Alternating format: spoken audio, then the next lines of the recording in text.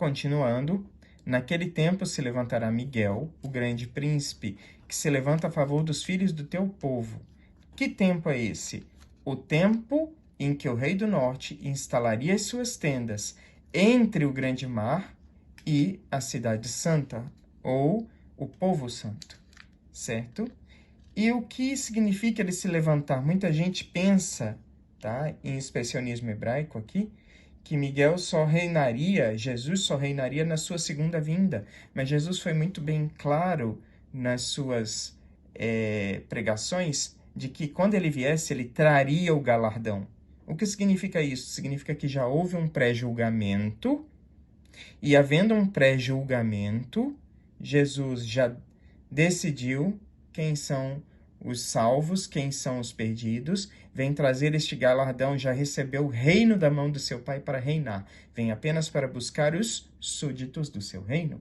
Então, quando o rei do norte estivesse para cometer esta barbárie, então Miguel receberia o reino da mão de seu pai e viria buscar os seus. Mas o que haveria neste momento? Que ele receberia o reino e então retornaria. Neste meio tempo haveria um tempo de angústia, qual nunca houve, desde que houve nação até aquele tempo. Então nós estamos prestes a presenciar uma convulsão tamanha no planeta que nunca foi vista.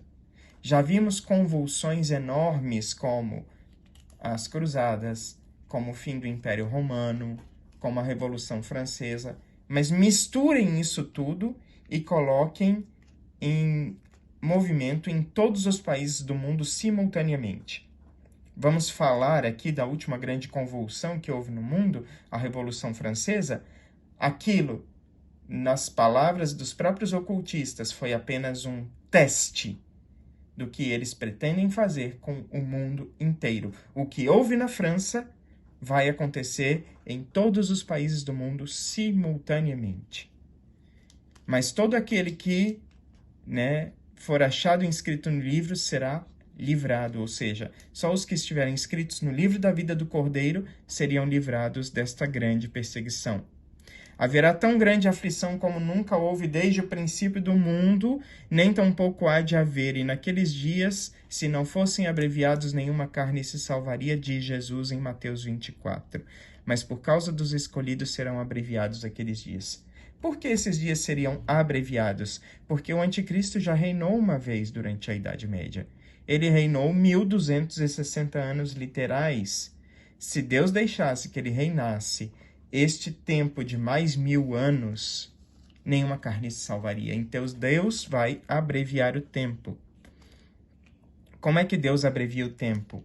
Ele abrevia através de considerar como literais os dias horas simbológicos. Assim como Deus estendeu o tempo, tomando pelos 40 dias que cada espia israelita ficou na Terra Prometida, e quando o povo descreu, Deus transformou esses 40 dias em 40 anos, tomando o tempo em que os judeus e os israelenses, já no reino separado, israelitas, cometeram pecado. Deus disse que faria com que esse tempo, cada tempo em que o sábado fosse deixado de guardar, se transformaria em cativeiro.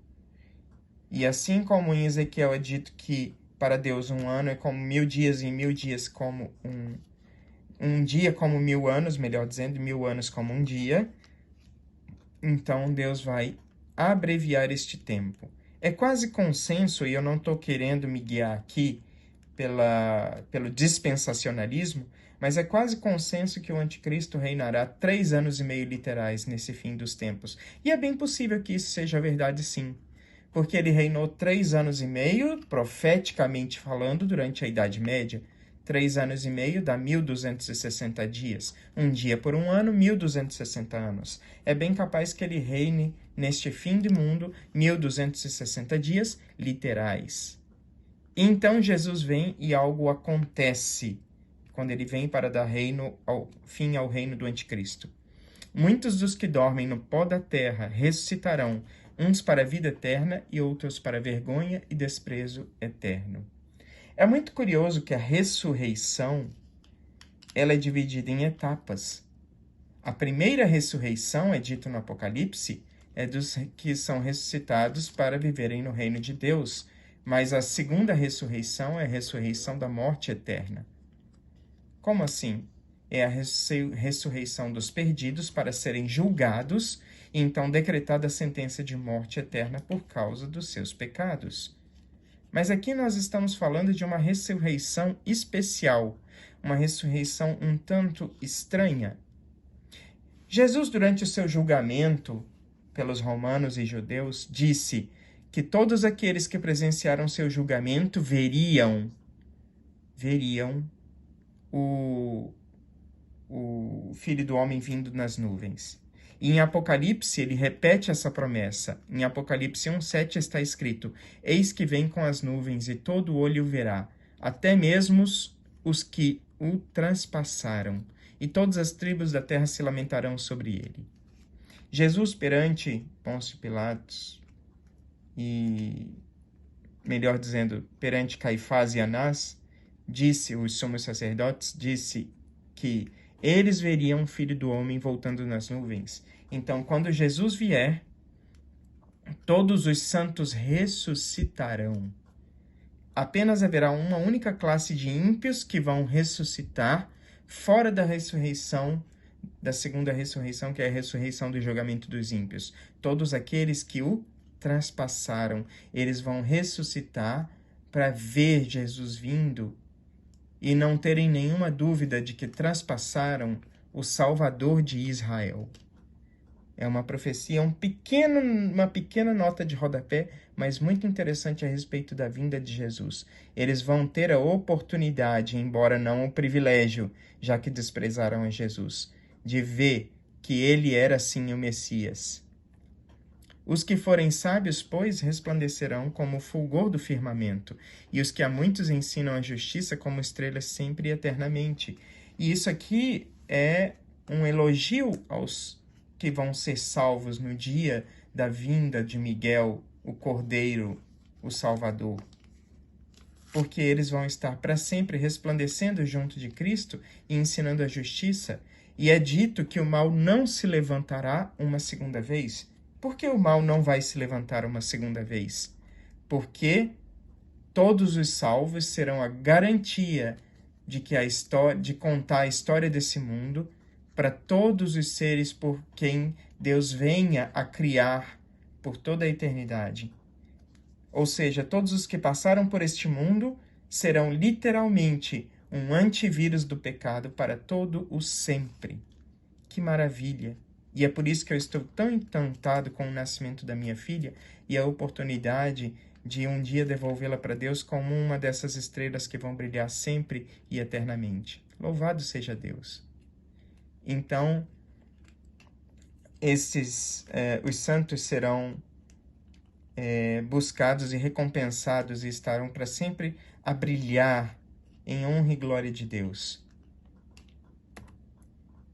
E tu, pois, Daniel, encerra as palavras e sela este livro até o fim do tempo. Daniel recebeu uma ordem estranha. Ele recebeu 12 capítulos de interpretação difícil, mas maravilhosa. Então ele recebe uma ordem dura, selar o livro. O livro não seria entendido. É isto que significa encerrar as palavras e selar o livro. Ele só começaria a ser compreendido no tempo do fim. É isso que muitos não compreendem quando a gente fala em tempo do fim.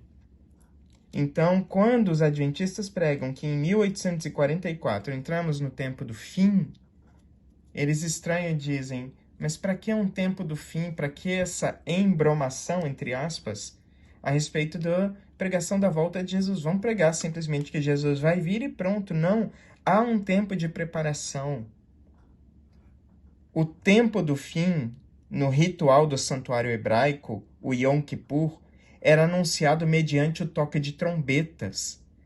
Não era simplesmente, chegou o Yom Kippur, ótimo, vamos nos preparar para a festa.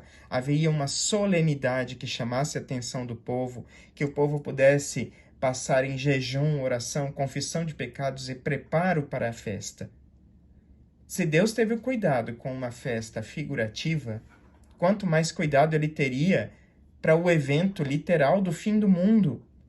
Vocês realmente acham que o fim do mundo simplesmente, pá, um dia do nada chegou? Tá certo que Jesus disse que o fim viria como um ladrão, mas o ladrão só surpreende aquele que não está preparado. Aquele que está preparado, está vigiando, reforçou a segurança da sua casa e passa a noite acordado, não é pego de surpresa. E essa é a função do tempo do fim. Então, no tempo do fim, 1844, o livro de Daniel pôde ser aberto através das pregações de Miller. O tempo foi aberto para que as pessoas pudessem compreender Daniel. A história antiga foi estudada, foi vista a sucessão de reinos, desde Babilônia, Pérsia, Grécia, Roma, passando pela Europa moderna, que deu origem a praticamente todos os países do mundo. Não há país do mundo que não tenha sido formado ou influenciado pela colonização europeia, mesmo dentre os países mais antigos que já existiam antes mesmo da Europa romana ser formada. Todos sofreram influência da Europa. Dentre esses países antigos eu cito Egito, Índia, China. Todos eles foram colonizados pela Europa, mesmo sendo mais antigos que a Europa. Isso significa que a Europa espalhou todo o seu modo de vida romano, que eles receberam do antigo Império Romano, pelo mundo, inclusive a religião cristã.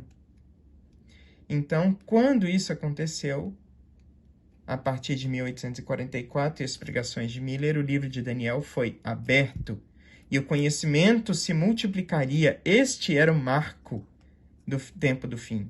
Mas que tipo de conhecimento aqui está falando? Todos? Conhecimento espiritual, conhecimento de interpretação da Bíblia, conhecimento científico, conhecimento do mundo, as grandes navegações. O conhecimento nunca se multiplicou tanto. E isso deu início à Era do Fim.